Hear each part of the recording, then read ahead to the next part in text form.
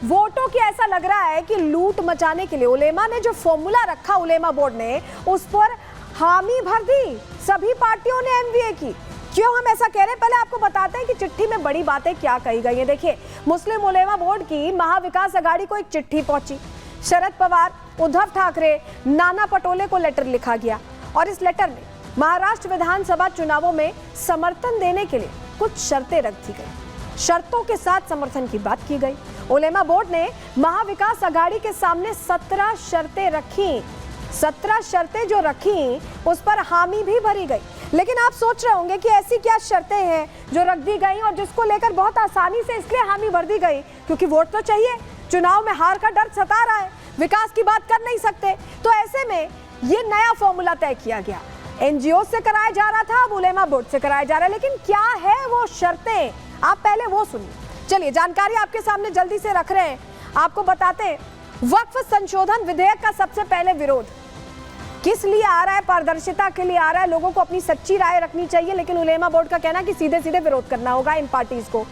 वक्फ board के लिए वित्तीय सहायता भी देनी होगी, ये भी शर्तों का हिस्सा है। अतिक्रमण हटाने के लिए कानून लाना होगा, ये बात कही गई है।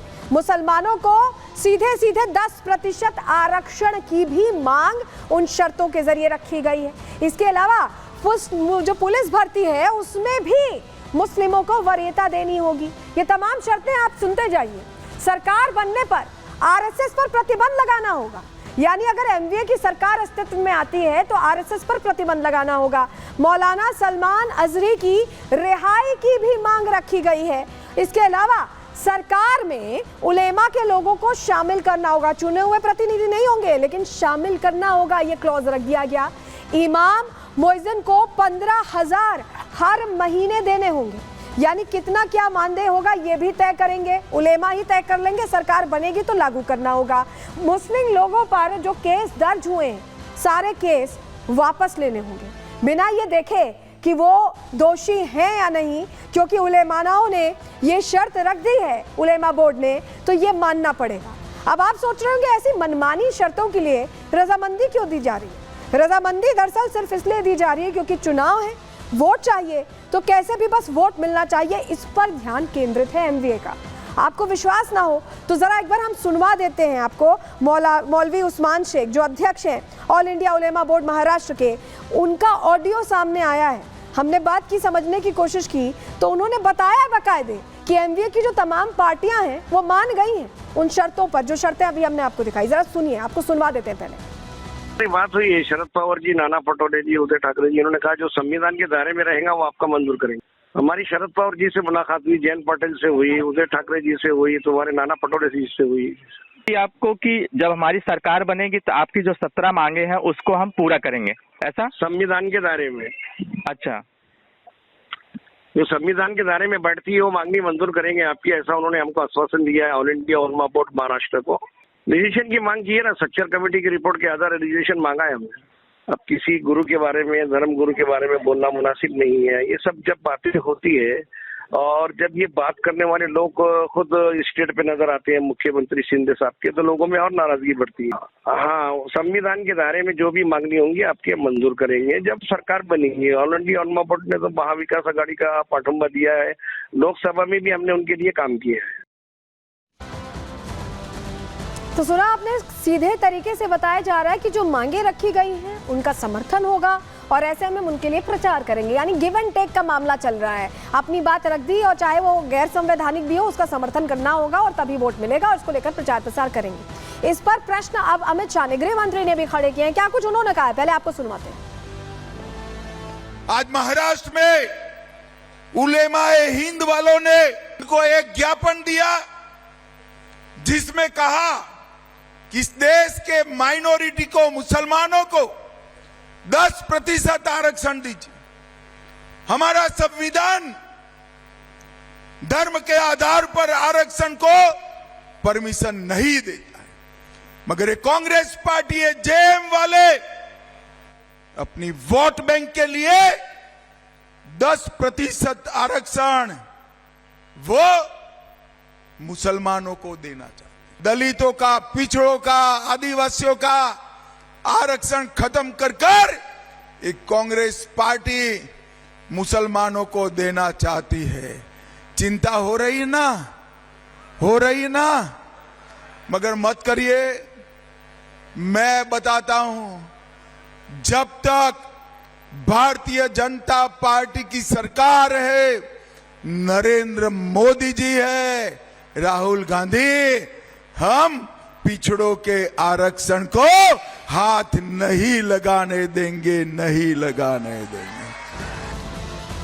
तो सुना आपने, अमित शाह ने कहा कि जो पिछड़ों का आरक्षण है उसमें से आरक्षण देने की बात, आरक्षण के अंदर आरक्षण देने की बात कही गई है उलेमा बोर्ड की तरफ से, और उस पर रजामंदी रखी जा रही है एमवीए की तरफ से। कांग्रेस ने ये लेटर मिलने के बाद क्या किया, अब आपको बताते हैं। उलेमा बोर्ड को कांग्रेस ने आश्वासन दे दिया, सभी 17 मांगों पर विचार करने की बात कांग्रेस की तरफ से कह दी गई।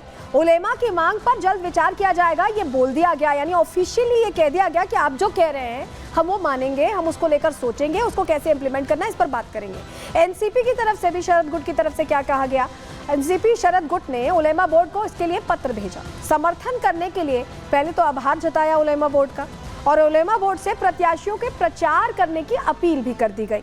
यानी यहां भी मौन स्वीकृति दे दी गई उन 17 मांगों को जो मांगे रखी गई। इसको लेकर जब बीजेपी ने तमाम सवाल पूछे तो यहां जवाब देते नहीं बन रहा है नेताओं को। ऐसे में वार पलटवार का सिलसिला भी इसको लेकर जारी है, जरा सुनवाते हैं।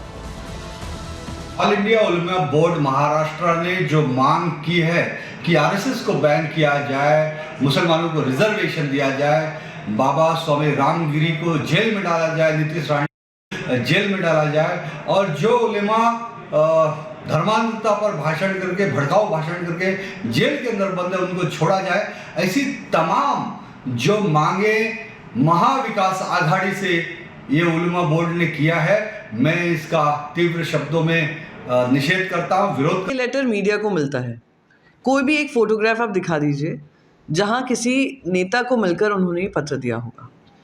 सच्चाई ये है कि भारतीय जनता पार्टी द्वारा प्रायोजित हिंदू मुसलमान विवाद कराना, बांटना, काटना और लूटना वाली जो राजनीति है, उसके चलते वो इस तरीके के मुद्दों को सामने ला रहे हैं। तो उलेमा बोर्ड की जो मांगे थी वो मान ली गई, लेकिन उलेमा बोर्ड है क्या? अगर आपके मन में ये सवाल है तो उसका जवाब आपको दे देते हैं। ऑल इंडिया उलेमा बोर्ड सुन्नी मुसलमानों की संस्था है। 1989 में ऑल इंडिया उलेमा बोर्ड की स्थापना हुई थी और AIUMB का मकसद मुस्लिम वर्गों को एक करना है।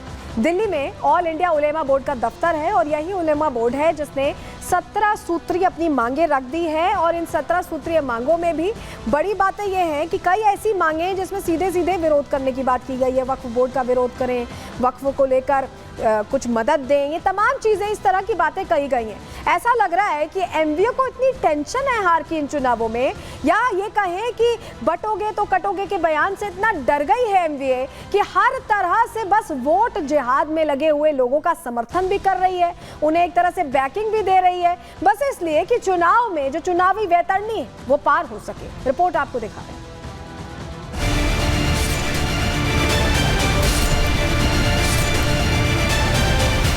उलेमा का साथ, एमवीए का वोट जिहाद, वोटों की लूट, उलेमा को छूट, वोट का रण, एमवीए का तुष्टीकरण। महाराष्ट्र चुनाव की वोटिंग को कुछ दिन बचे हैं। वोटिंग से पहले मोदी विरोधियों को हार का डर सताने लगा है। यही वजह है कि विपक्षी पार्टियां पूरा जोर लगाने में कोई कमी नहीं छोड़ रही, चाहे उसके लिए तुष्टीकरण की राजनीति क्यों न करनी पड़े। दरअसल चुनाव में सियासी रणनीति के तहत उलेमा बोर्ड ने महाविकास आघाड़ी से 17 शर्तें रखी थी। इन शर्तों की बुनियाद पर मुस्लिम संगठन ने महाराष्ट्र की विधानसभा चुनाव में एमवीए को समर्थन देने का वादा किया। जैसे ही उलेमा बोर्ड ने अपनी शर्तें महाविकास आघाड़ी के सामने रखी, कांग्रेस ने बिना वक्त गवाए उलेमा बोर्ड को आश्वासन दे दिया। तो वहीं एनसीपी शरद गुट ने उलेमा के इस फरमान पर पत्र लिखकर धन्यवाद दिया। यानी सीधे तौर पर समझे तो महाराष्ट्र कांग्रेस का समर्थन मिल चुका है। एनसीपी शरद पवार गुट ने भी हरी झंडी दे दी है, लेकिन उद्धव गुट अभी भी मंझधार में फंसा है और इस पर हाँ करे या ना करे, क्योंकि शिवसेना की छवि हिंदूवादी को लेकर है। वहीं उलेमा बोर्ड की शर्तों और कांग्रेस शरद गुट के आश्वासन पर सियासत तेज हो गई है। मुस्लिम तुष्टीकरण के नाम पर इन मांगों पर हामी भरने वाली पार्टियों का मकसद भी समझा जा सकता है। लेकिन महज एक चुनाव और इस चुनाव में जीत के पैतरे के रूप में इन मांगों का समर्थन ना तो महाराष्ट्र के हित में हो सकता है, ना ही देश के हित में। Bureau report, Republic Bharat.